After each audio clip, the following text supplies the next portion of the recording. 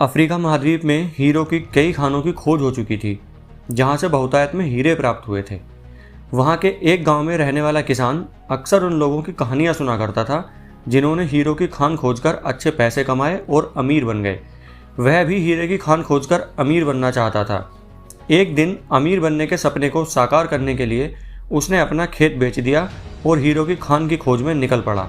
Africa के लगभग सभी स्थान छान मारने के बाद भी उसे हीरो का कुछ पता नहीं चला। समय गुजरने के साथ उसका मनोबल गिरने लगा।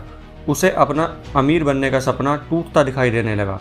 वह इतना हताश हो गया कि उसके जीने की तमन्ना ही समाप्त हो गई और एक दिन उसने नदी में कूदकर अपनी जान दे दी। इस दौरान दूसरा किसान, जिसने पहले किसान से अपना खेत खरीदा था, एक दिन उसी खेत के मध्य बहती छोटी नदी पर गया। उसे नदी के पानी में से इंद्रधनुष प्रकाश फूटता दिखाई दिया। उसने ध्यान से देखा तो पाया कि नदी के किनारे एक पत्थर पर सूर्य की किरणें पड़ने से वह चमक रहा था। किसान ने झुककर वह पत्थर उठा लिया और घर ले आया। वह एक खूबसूरत पत्थर था। उसने सोचा कि यह सजावट के काम आएगा और उसने उसे घर पर ही सजा लिया। कई दिनों तक वह पत्थर उसके घर पर सजा रहा। एक दिन उसके घर पर उसका एक मित्र आया। उसने जब वह पत्थर देखा तो हैरान रह गया। उसने किसान से पूछा, मित्र, तुम इस पत्थर की कीमत जानते हो? किसान ने जवाब दिया, नहीं।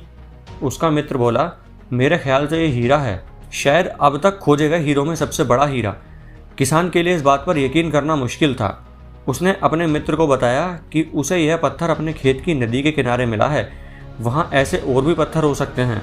दोनों खेत पहुँचे और वहाँ से कुछ पत्थर नमूने के तौर पर चुन लिए। फिर उन्हें जाँच के लिए भेज दिया।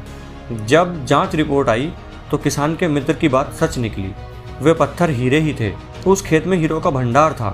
वह उस समय तक खोजी गई सबसे कीमती हीरो की खदान थी।